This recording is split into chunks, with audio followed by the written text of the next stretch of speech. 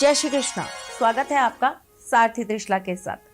बहुत सारी बच्चियों ने मुझसे अपनी एक पीड़ा मेरे सामने जाहिर की और जब मेरी बच्चियां दर्द में हों, पीड़ा में हों, तो मुझे उसका निवारण देने तो आना ही होता है। हालांकि बात ये आज की है और मैं ऐसा सोच नहीं रही थी कि मैं इस वीडियो को आज ही बना दूं। मैंने सोचा था कि मैं थोड़े दिनों बाद किसी और चीज़ पर या किसी और मौके पर इस बारे में चर्चा आपसे करूंगी। पर एक साथ एक ही कमेंट पे कम से कम 6 से 7 बच्चियों ने मुझे मैसेज कर दिया कि माँ हमें भी सेम प्रॉब्लम है, हमें भी सेम प्रॉब्लम है। और प्रॉब्लम क्या है? प्रॉब्लम ये है कि उनके हस्बैंड उनके परिवार वालों से बात नहीं करना चाहते, उनका सम्मान नहीं करना चाहते, उनके लिए कुछ भी अपशब्द बोलते हैं, उनके लिए बहुत गलत गलत बातें करते हैं और कोई भी लड़की इस चीज़ को कभी भी बर्दाश्त नहीं कर पाती। एक बात क्यों नहीं सोची जाती कि कोई अगर इतने साल किसी के साथ रहा है और आज वो आपके साथ जुड़ गया है और वो अगर उनसे रिश्ता ख़त्म कर सकता है तो आपसे रिश्ता ख़त्म करने में कितना समय लगेगा? एक लड़की का अपने मायके वालों की तरफ प्यार, अपने मायके वालों की तरफ रुझान गलत ही क्यों देखा जाता है? क्यों हमेशा ये कहा जाता है कि मायके वाले बच्चियों के घर बर्बाद कर देंगे? अगर ऐसा होता साहब तो क्यों लड़कियों को वो ब्याह कर किसी पराये को दे देते? वो अपने घर में क्यों नहीं उन लड़कियों को जिंदगी भर के लिए रख लेते? नाजों से पाली बच्चियों को, आंखों पे पलकों पे रखी लड़कियों को वो उठाकर किसी अनजान व्यक्ति को थमा देते हैं और कहते हैं कि अब मुझे पूर्ण विश्वास है कि आप हमसे ज़्यादा इसका ख्याल रख लोगे। उन्हीं माँ बाप के विश्वास पर, उन्हीं माँ बाप की सोच पर, उन्हीं माँ बाप के उस प्रेम पर आप उंगली उठा देते हैं। एक लड़की को इस धर्म संकट में लाकर खड़ा कर देते हैं कि वो ना तो उनके तरफ हो पाए ना आपकी तरफ। रिश्ता निभाना तो उसने अपने माँ बाप से सीखा है ना, संस्कार तो वो उसी घर से लेकर आई है ना। उनके संस्कारों को आपके सामने बेइज्जत भी नहीं कर सकती, अपने माँ बाप की नाक भी नहीं कटवा सकती और उनसे रिश्ता भी नहीं तोड़ सकती। आप ये पाप क्यों कर रहे हैं? कभी सोचा है क्या आप जिस चीज़ की डिमांड कर रहे हैं वो सही है, वो न्यायिक है, वो कहीं भी किसी भी प्रकार से आपके लिए या आपके परिवार के लिए उचित है? कल को अगर आपकी बेटी हुई और फिर सेम इतिहास दोहराया गया तब क्या करेंगे? तब क्या बीतेगी आप पर जिसकी बुद्धि पर ना ताले लगे हों, ऐसे व्यक्ति को अगर ये बातें भी समझाने जाऊंगी ना तो वो उल्टा मुझे ही 4 बातें उल्टी सीधी कह देगा। उसे ये लगेगा कि मैं बहुत ज्ञानी हूँ इसलिए मैं बेवजह का भाषण देने चली आई हूँ। ऐसा नहीं है। मैं तो गुरु हूँ और माँ भी हूँ और आपकी सारथी भी हूँ। इस नाते से आपको पाप के रास्ते में जाने से रोकती हूँ, जैसे श्री कृष्ण ने दुर्योधन को रोका था, जैसे श्री कृष्ण ने कौरवों को बार बार समझाया था, जैसे श्री राम ने बार बार रावण को चेतावनी दी थी, बार बार दूत भेजे थे कि समझ जाओ, संभलो, आप जो कर रहे हो उससे आपके कुल का विनाश होने वाला है। मैं भी वही कर रही हूँ। मानती हूँ आपको मेरी बात समझ नहीं आएगी तो बात करती हूँ अपनी बेटियों से, बात करती हूँ अपनी बच्चियों से जो इस पीड़ा को झेल रही हैं। आप शायद नहीं समझ पा रहे कि आप किसी के घर की इज्जत लेकर आए हैं। आप नहीं समझ पा रहे कि आप किसी के दिल का टुकड़ा अपने घर में लेकर आए हैं। उसकी खुशियाँ, उसकी बात का, उसके जज्बात का सम्मान करना आपका सबसे पहला धर्म बनता है। और मैं आपको एक बात और बताऊं, ये सारे जेंट्स आराम से और प्यार से सुने। आपको जीवन भर किसी भी मंदिर में जाकर दान पुण्य करने की ज़रूरत नहीं है।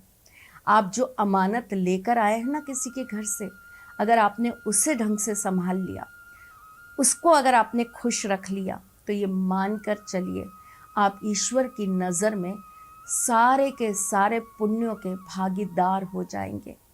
आपके जीवन के सारे कष्ट कटते जाएंगे।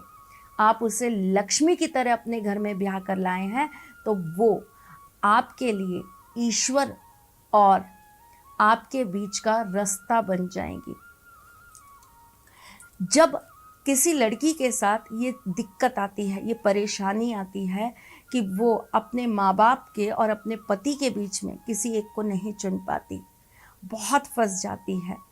एक तरफ पति बुरा बोल रहा होता है और एक तरफ दिल तड़प रहा होता है, चाहती है कि सब अच्छा हो जाए। हर लड़की यही चाहती है, हर लड़की की यही मनोकामना होती है कि 2 पल मेरे पति जाकर मेरे माँ बाप से अच्छी बात कर लें, सुख चैन से उनके साथ बैठाएं, ना उनके पैर दबाएं, ना उनकी सेवा करें, ना ही उनके लिए कुछ बहुत बड़ा घर बंगला गाड़ी दें। बस उनसे 2 बोल प्यार के ज़रूर बोलाएं, सम्मान से जाएं और सम्मान से आ जाएं, इज्जत दे दें और इज्जत ले आए। बस इतना ही तो चाहती है। और चाहती क्या है पता नहीं। कौन सा राहु कौन सा केतु ऐसे लोगों के सिर पे मंडरा रहा होता है जो इतनी छोटी सी बात को समझ नहीं पाते हैं और फिर ये अपने आप को सो कॉल्ड मर्द कहते हैं। मर्द ऐसे होते हैं दूसरों का अपमान करने वाले। मर्द ऐसे होते हैं अपनी ही पत्नी के भावों को ना समझने वाले। मर्द ऐसे होते हैं कि वो अपनी ही पत्नी को रुलाकर खुश होते हैं। बहुत अच्छी डेफिनेशन है, पर अपने आप से आईने के सामने खड़े होकर पूछना, आप मर्द कहलाने लायक हैं? चलो जी, इनको तो मैं कुछ नहीं सिखा पाऊंगी, शायद आपको सिखा रही हूँ बच्चों, आप सीख जाओ, आप करना चालू कर दो। बुधवार के दिन एक मिट्टी का पात्र ले लो। उस मिट्टी के पात्र के नीचे आप किसी रंग से, रोली से, हल्दी से अपने पति का नाम लिख दो। उसके अंदर आप 1 मुट्ठी हरी मूंग की साबुत दाल डाल दो और उसके बाद आप एक जल का पात्र ले लो। जल के पात्र में आपको थोड़ी सी हल्दी डाल देनी है और उसके बाद आपको माता को याद करना है, माँ दुर्गा को स्मरण करना है। उसके बाद में मैं क्यों करवा रही हूँ ये काम, क्योंकि जो हरा रंग होता है ना वो बुद्धि का होता है। हरा रंग जो होता है वो आपके विवेक का होता है। और बुधवार जो होता है वो गणपति जी का वार होता है और उस दिन गणपति जी आपके हस्बैंड को वो बुद्धि प्रदान करें, वो विवेक प्रदान करें, जिससे वो सही चीज़ का आंकलन कर पाएँ और वो जो गलत कर रहे हैं ना वो करना बंद कर दें। अब आपको क्या करना है, आपको उस जल पात्र में से 1 चम्मच जल ले लेना है और 3 बार आपको माँ के बीज मंत्र का उच्चारण करना है, ओम ऐं ह्रीं क्लीं चामुंडाय विच्चे, और उसके अंदर डाल देना है। ये क्रिया आपको 7 बार करनी है, मतलब 7 बार आपको जल लेना है, मंत्र बोलना है और डाल देना है। उसके बाद इस पात्र को ले जाकर आपको किसी भी छांवदार वृक्ष के नीचे, ऐसा नहीं छोटा सा पौधा हो जिसमें धूप आती रहे, नहीं, छांव आती हो पूरी अच्छी तरीके से, जिसके नीचे बैठकर इंसान को छांव मिलती हो। हमें आपके हस्बैंड के दिमाग को शांत करना है, हमें उनको छांव देनी है, ठंडक देनी है। तो ऐसे किसी पेड़ के नीचे जहाँ छांव आती हो आप जाकर इस पात्र को रखाइए। 1 बुधवार आप सबसे पहले ये क्रिया करेंगे।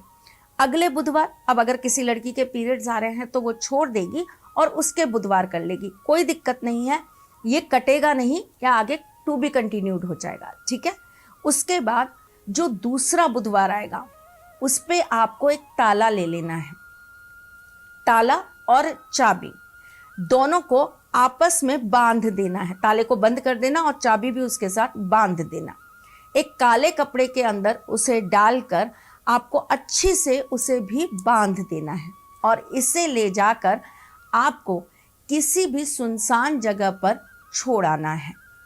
तीसरे बुधवार आपको क्या करना है, तीसरे बुधवार आपको एक इतना बड़ा, मतलब लगभग ये मान के चलिए आपके दोनों हाथों में आ जाए इतना बड़ा एक मिट्टी का पात्र लेना है। साथ ही साथ में आपको एक सुपारी लेनी है। पात्र के ऊपर आपको अपने हस्बैंड का नाम लिखना है और जो सुपारी है उसके ऊपर आपको अपनी फैमिली के मुखिया का नाम लिख देना है। पापा हैं तो पापा का लिख दीजिए, दादाजी अगर हैं तो दादाजी का लिख दीजिए, भाई अगर है तो भाई का लिख दीजिए, जो भी घर का बड़ा जीवित है उसका नाम लिख दीजिए। ठीक, उसके बाद आपको ओम गम गणपते बोलते हुए, ओम गम गणपते नमः इसको बोलते हुए 11 बार इस सुपारी को इस पात्र के अंदर घिसना है। इसीलिए मैंने कहा बड़ा, ताकि आप आराम से घिस पाए। 11 बार मंत्र बोलेंगे और 11 बार उसे घिस देंगे। उसमें थोड़ा सा जल भर देंगे और इस पात्र को ले जाकर भी आप किसी ऐसे वृक्ष के नीचे रखाएंगे जहाँ पर छांव आती है। करके देखिए, आपको 1.5 से 2 महीने के अंदर इसका रिजल्ट ज़रूर मिलेगा। एक बात और, जब आप ये क्रिया कर रहे हो तो ईश्वर से अपने मन की पीड़ा कहना मत भूलना। कोई और समझे ना समझे, इंसान के बस की हो ना हो, ईश्वर के बस की होती है। वो आपकी पीड़ा समझ गए ना तो वो समाधान ज़रूर कर देंगे। उनसे कहिए कि मैं किसी की बेटी भी हूँ और किसी की पत्नी भी हूँ, मैं दोनों धर्मों के बीच में फंस गई हूँ। आप मेरी राह बन के आइए, आप मुझे मार्गदर्शन दीजिए, आप मेरे गुरु बनिए, आप मेरे पिता बनिए और मुझे आशीर्वाद दीजिए कि मैं दोनों धर्म पूर्ण तरीके से निभा पाऊँ। इसमें जो भी परेशानियाँ आ रही हैं, इस धर्म को निभाने में जो भी विघ्न आ रहे हैं, उन्हें समाप्त करिए। बस छोटा सा काम मुस्कुराते हुए करके आना। ईश्वर आपको जब आशीर्वाद दे दे तो हमें कमेंट बॉक्स में ज़रूर बताना। मैं फिर आ जाऊंगी मेरी जान, कुछ नया, कुछ अलग, कुछ अद्भुत लेकर। तब तक के लिए मुस्कुराते रहिएगा, रिश्तों में मजबूती बना के रखिएगा, अपने साथी के साथ में जुड़े रहिएगा, प्यार देते रहिएगा, प्यार लेते रहिएगा, ख्याल रखिएगा अपना और उनका जिनसे आप प्यार करते हैं। मैं जल्द आपसे मिलने आऊंगी, तब तक के लिए जय श्री कृष्ण। सारथी मां त्रिशला ज्योतिष के क्षेत्र में विश्व विख्यात नाम है।